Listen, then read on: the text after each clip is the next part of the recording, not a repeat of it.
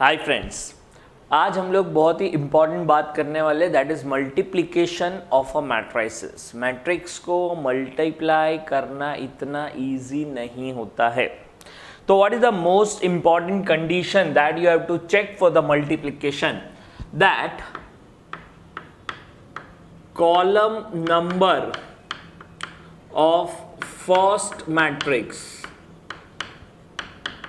should be equal to row number of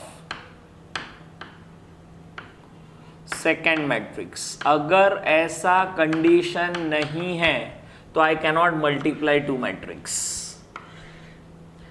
For example, if I take a matrix M cross N, दूसरा matrix का order है N cross P, तो देखो first matrix का column number is equal to second matrix का row number. This should be same. तो पहला condition तो ये याद रखने का, कॉलम नंबर और इसका रो नंबर सेम होना चाहिए। सेकेंड थिंग, जो मल्टीप्लाई करने के बाद आंसर आएगा A इंटू B, इसका जो ऑर्डर होगा वो होगा M क्रॉस P, इसका रो इसका कॉलम जो बचा हुआ है। ऐसा सोच लो, एक कैंसिल हो गया, M क्रॉस P सोचना है सिर्फ। तो अगर मुझे दो मैट्रिक्स ये दिए गए हैं, समझो एक एग्जांपल लेता हूं 3 cross 2 and B is 2 cross 1, तो इन दोनों का नंबर सेम है, तो जो A इंटू B मिलेगा that was of order 3 cross 1, ये ऐसा मिलेगा। तो क्या मैं B इंटू A ढूंढ सकता हूं क्या? B इंटू A, तो इनका नंबर सेम नहीं है and therefore I cannot calculate B into A। तो B इंटू A कर ही नहीं सकते बिकॉज इन दोनों का नंबर अलग अलग है। तो अभी तक हम लोग क्या करते थे, स्कूल टाइम से हम लोग ऐसा बोलते थे A इंटू B और B इंटू A दोनों सेम ही होते हैं। But for matrices it is not always true.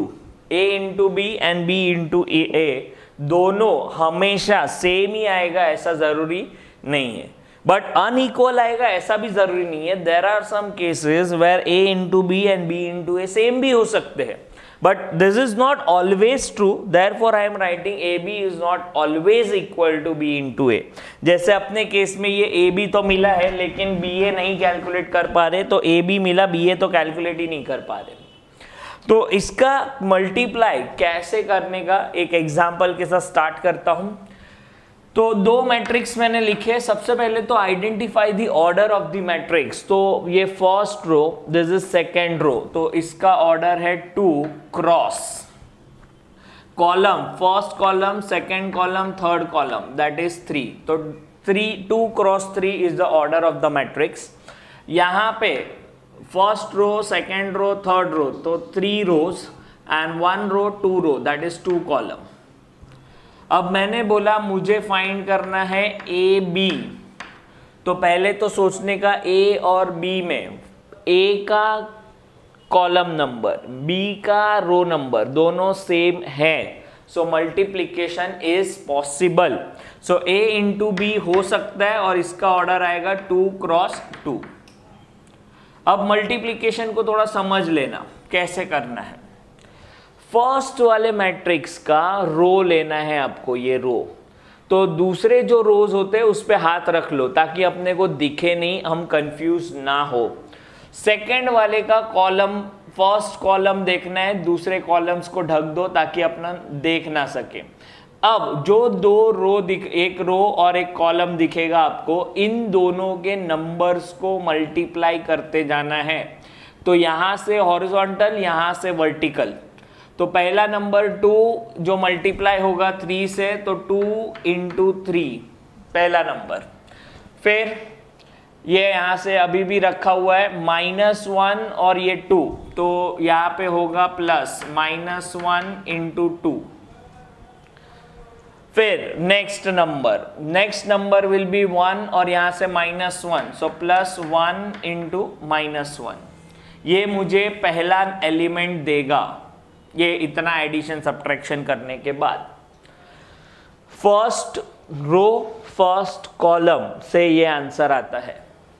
Now ये यहां से हाथ हिलाना नहीं है, लेकिन यहां से जो कॉलम हम देख रहे थे अब इसको छुपा दो, जो नहीं देख रहे थे उसको देखना है अभी। तो यहां पे हाथ रख लिया, यहां पे हाथ रख लिया। Now 2 into 1, so this become 2 into 1, minus 1 into 1, तो minus 1 into 1, and then 1 into 1, so plus 1 into 1, ये सेकेंड आ गया। तो this is first row second column, मैं अपने अंडरस्टैंडिंग के लिए लिख रहा हूं, दिस इज रो 1 और इससे कॉलम 1, यहां पे रो 1 बट कॉलम 2। अब हम लोग आगे बढ़ते हैं, दो रो जो है वो सब कॉलम से मल्टीप्लाई हो गया, तो फिर ये रो का काम हो गया। अब सेकेंड रो के लिए सेम काम करेंगे। सेकेंड रो मतलब ये नीचे वाला लेना है अपने को और वापस से फर्स्ट कॉलम से स्टार्ट करेंगे। That means I am talking about row 2 column 1। Now 3 into 3 which is 9 plus 4 into 2 plus 5 into -1, ये आ गया यहाँ पे।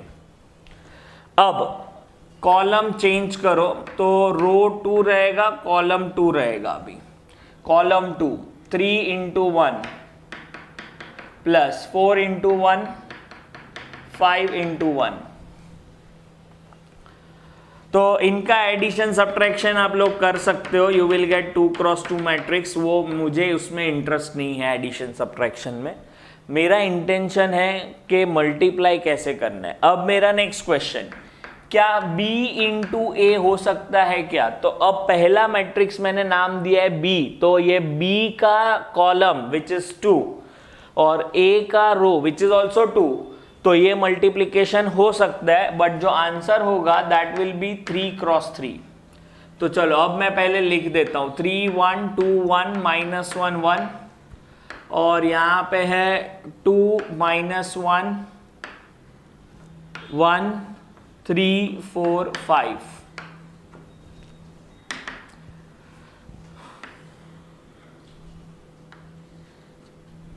अब वापस से सेम प्रोसेस, पहला रो फर्स्ट कॉलम, तो यहां पे लिखता हूं R1 C1, इन सबको नहीं देखना है। 3 2 which is 6 plus 1 into 3 which is 3, first row first column, फिर first row second column, first row second column, इसको भी नहीं देखना है, इसको भी नहीं देखना है, ये दोनों को नहीं देखना है, सिर्फ मिडल वाले को देखना है इसको। तो ये 3 मल्टीप्लाई होगा -1 से, दैट मीन्स -3, 1 मल्टीप्लाई होगा 4 से, तो +4।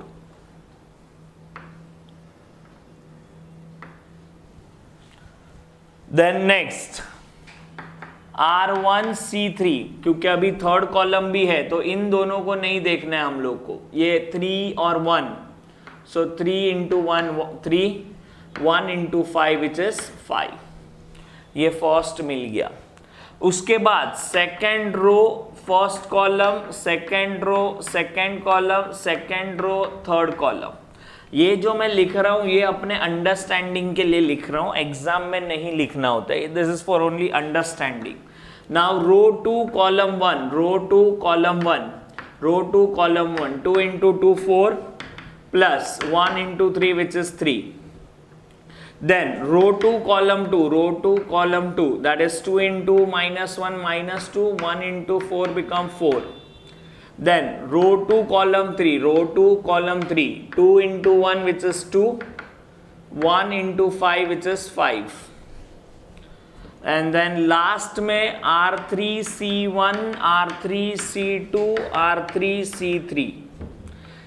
ये पहली बार जब करते तब लिखने का ऐसा, तो हम लोग को समझ में आएगा कि क्या कर रहे हैं। R3 C1 मतलब रो 3 और यहाँ से column 1, so -1 into 2 which is -2 and 1 into 3 which is +3.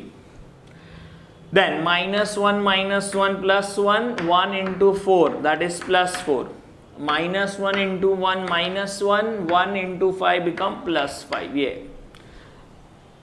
तो जो मुझे आंसर मिलने वाला है इसमें से ये सब अगर मैं हटा देता हूं जो लिखा हुआ है